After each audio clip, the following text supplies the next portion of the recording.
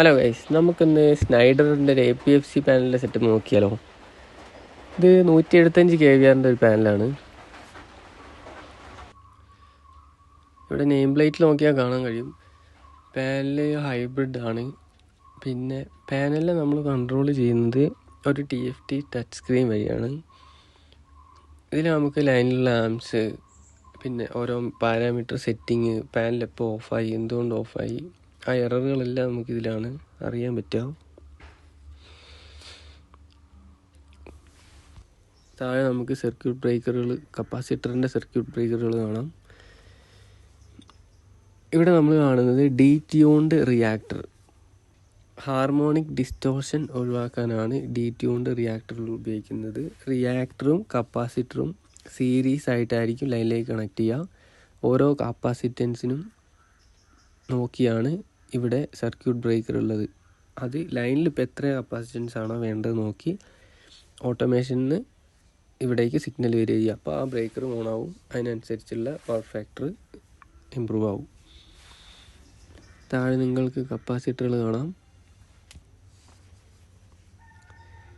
ഓരോ കപ്പാസിറ്റൻസ് അനുസരിച്ച് റിയാക്ടറിൻ്റെ വലിപ്പത്തിലും വ്യത്യാസമുണ്ട്. ഇവിടെ കുറച്ച് ചെറിയ റിയാക്ടർ കാണാം. ഇതൊക്കെ ഹെവി ഡ്യൂട്ടി കപ്പാസിറ്ററുകളാണ്. പിന്നെ ഹാർമോണിക് ഡിസ്റ്റോർഷനെ കുറിച്ചൊന്നും കൂടുതൽ പറയാത്തത് എന്താണെന്ന് വെച്ചാൽ വീഡിയോ ഭയങ്കര ലെങ്തി ആയി പോകും. അത് നിങ്ങൾ കമൻറ്റ് ചെയ്ത് കഴിഞ്ഞാൽ അടുത്ത വീഡിയോയിൽ നമുക്ക് ഡീപ്പായിട്ട് ചെയ്യാം. ഒന്നുമില്ല, VFD കൂടുതൽ യൂസ് ചെയ്യുന്ന ഏരിയകളിൽ ഈ പ്രശ്നമുണ്ട്. അതായത് സെമി കണ്ടക്ടറുകളൊക്കെ ആണ് ഈ പ്രശ്നം ഉണ്ടാക്കുന്നത്. ലൈക്ക് മോസ്ഫെറ്റ്, IGBT ഒക്കെ ഇല്ലേ, അതൊക്കെയാണ്. പാനലിൻ്റെ ഓട്ടോമേഷനുള്ള കൺട്രോൾസ് പോകുന്നത് ഇവിടെ നിന്നാണ്. അതായത് കൺട്രോൾ PCB എല്ലാം സെറ്റ് ചെയ്തിരിക്കുന്നത് ഇതിനകത്തായിരിക്കും. അതായത് മൾട്ടിപ്പിൾ ആയിട്ടുള്ള കൺട്രോൾ PCBകളായിരിക്കും ഉണ്ടാവുക.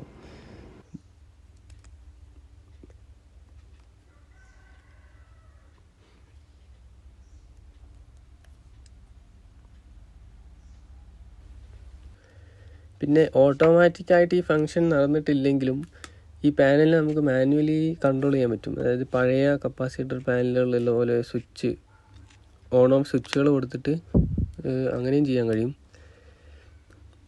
അപ്പോൾ ഗൈസ്, വീഡിയോ ഇഷ്ടമായി കഴിഞ്ഞാൽ ചാനൽ സബ്സ്ക്രൈബ് ചെയ്യുക. പിന്നെ യൂസ്ഫുൾ ആയിട്ടുള്ള ആൾക്കാർക്ക് നിങ്ങൾ ഈ വീഡിയോ ഷെയർ ചെയ്യുക. അപ്പോൾ ഓക്കെ, ബൈ.